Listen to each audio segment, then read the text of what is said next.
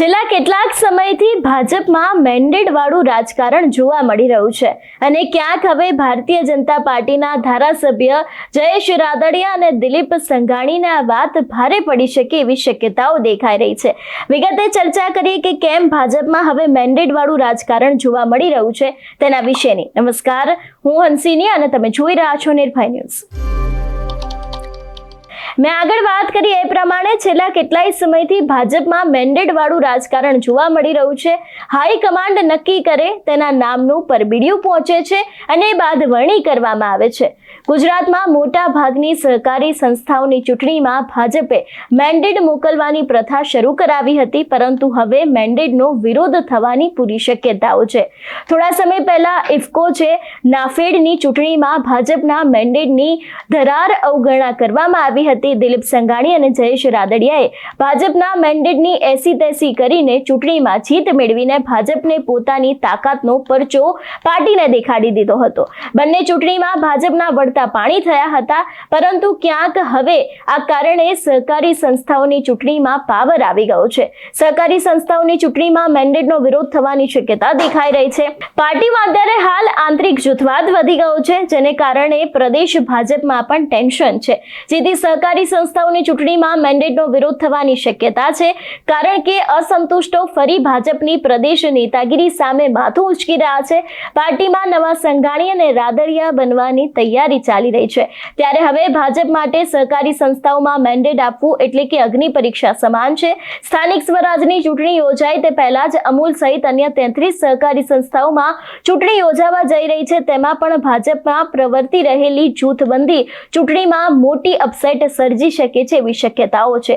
તેથી ભાજપનું નવું પ્લાનિંગ ચાલી રહ્યું છે। આ ચૂંટણીઓ ભાજપ માટે લિટમસ ટેસ્ટ જેવી બની ગઈ હોય એવું પણ લાગી રહ્યું છે, ત્યારે હવે જોવાનું રહેશે કે ભાજપ મેન્ડેટ આપશે કે પછી પોતાની સ્ટ્રેટેજી બદલશે, તે પણ જોવાનું રહેશે। ભાજપના ઘણા નારાજ નેતાઓ સહકારી ચૂંટણીમાં ભાજપના સત્તાવાર ઉમેદવાર સામે ચૂંટણી મેદાને ઉતરે તેવી શક્યતાઓ છે, ને જો આવું થયું તો આંતરિક જૂથવાદ ફરી એક વખત વધી શકે છે એવી શક્યતાઓ દેખાઈ રહી છે। છેલ્લા ઘણા સમયથી આપણે જોતા આવે છે કે ભારતીય જનતા પાર્ટીમાં સહકારી ક્ષેત્રને લઈને અંદરના આંતરિક ડખા છે, અંદરના આંતરિક જૂથવાદો છે તે ખૂબ જ વધી રહ્યા છે।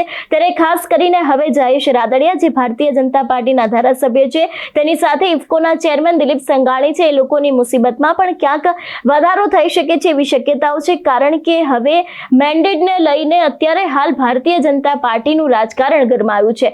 છેલ્લા ઘણા સમયથી આપણે આમ પણ જોતા આવે છે કે જે રાજકારણ છે એમાં અત્યારે હાલ ગરમાગરમીનો માહોલ ચાલી રહ્યો છે। ઘણા બધા ભારતીય જનતા પાર્ટીના નેતાઓ છે જે લોકો પોતાના જ નેતાની પોલ ખોલતા હોય છે, ત્યારે હવે ક્યાંક સહકારી ક્ષેત્રે પણ નવાજૂની થઈ શકે છે એવી શક્યતાઓ દેખાઈ રહી છે।